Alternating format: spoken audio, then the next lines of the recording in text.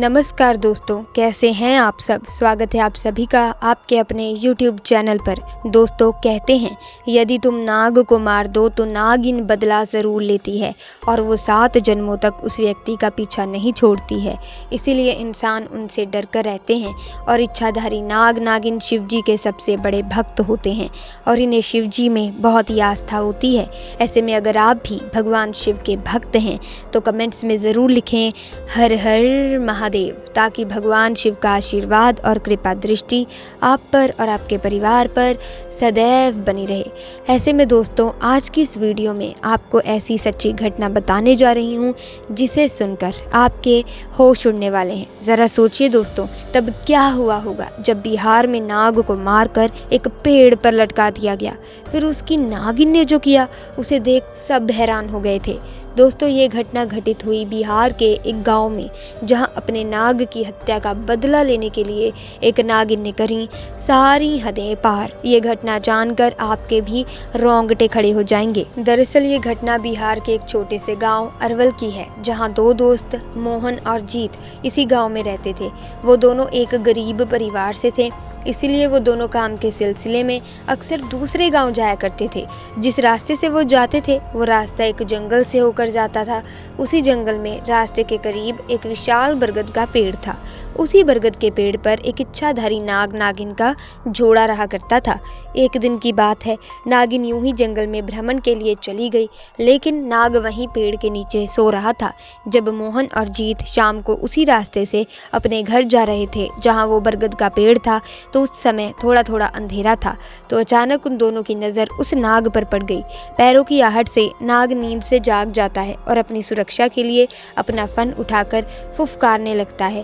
नाग को इस तरह से देखकर वो दोनों डर गए। उन्होंने सोचा कि ये नाग हमें ज़रूर डस लेगा, इसलिए उन दोनों ने पास में वहीं पड़ा एक लकड़ी का डंडा उठाया और नाग को डंडे से पीट पीट कर मार डाला और उसे उठाकर उसी पेड़ पर लटका दिया। और यही उन दोनों की सबसे बड़ी गलती थी। जब दोनों को पता चला कि ये कोई साधारण नाग नहीं बल्कि एक इच्छाधारी नाग है, तो जल्दी से दोनों अपने घर की तरफ भाग गए। इधर जब इच्छाधारी नागिन वापस उसी पेड़ के पास आई और अपने मृत नाग को पेड़ के ऊपर लटका हुआ देखा, तो उसे देखकर वो बेसुध हो गई। उसने अपने नाग की आंखों में उसके कातिलों को देख लिया था। उसके दिमाग में एक ही बात चल रही थी कि जिसने भी मेरे नाग की हत्या की है, मैं उन दोनों इंसानों को इसी पेड़ के पास लाकर मारूंगी। दोस्तों, नागिन का गुस्सा 7वें आसमान पर था। ऐसे में दोस्तों, आपको बता दें कि नाग नागिन एक दूसरे से बहुत प्रेम करते हैं, एक दूसरे के बिना ये नहीं रह सकते। ऐसे में अगर कोई किसी एक को मारकर कोई व्यक्ति इनको एक दूसरे से जुदा कर दे, तो ये अपना बदला बड़े ही भयानक तरीके से उस व्यक्ति को मार कर पूरा करते हैं, फिर चाहे उसे कितना भी इंतज़ार क्यों ना करना पड़े। ऐसे में बहुत सालों तक उसी पेड़ पर रहकर नागिन ने अपने नाग के कातिलों का इंतज़ार किया, परंतु मोहन और जीत ने उस घटना के बाद से उस स्थान से निकलना ही बंद कर दिया था।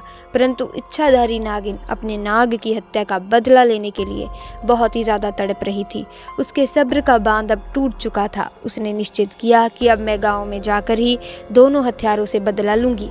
उसने एक बहुत ही सुंदर कन्या का रूप बनाया और भेष बदलकर उसी गांव में पहुंच गई जहां मोहन और जीत रहते थे। उसने पूरे गांव में नाग की आंखों में देखे उन दोनों कातिलों को बहुत ढूंढना चाहा, पर वो कहीं नहीं मिले।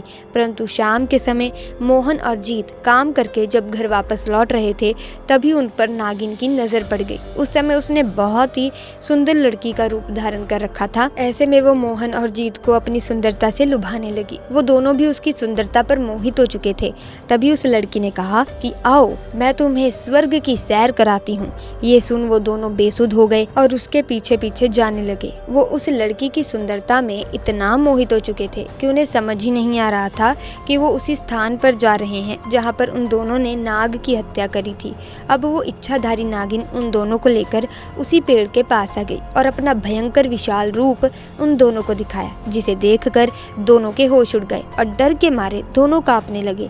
नागिन ने दोनों को डस डस कर उसी पेड़ के पास मार दिया और पुनः उसी पेड़ के पास रहने लगी। हमेशा इस बात का दोस्तों विशेष रूप से ध्यान रखिएगा कि किसी भी प्रकार से से जाने अनजाने में आप किसी भी सांप या नाग नागिन को चोट ना पहुंचाएं, क्योंकि हमारी एक गलती हमारे ऊपर बहुत भारी पड़ सकती है। नाग हो या नागिन, ये सभी महादेव शिव के गहने हैं।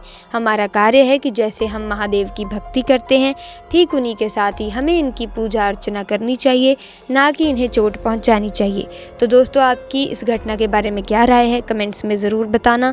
साथ ही इस वीडियो को लाइक और शेयर करें और चैनल को सब्सक्राइब करके बेल आइकन को प्रेस करें, ताकि आने वाली नई वीडियोस की अपडेट आपको मिलती रहे। आपका बहुत बहुत धन्यवाद।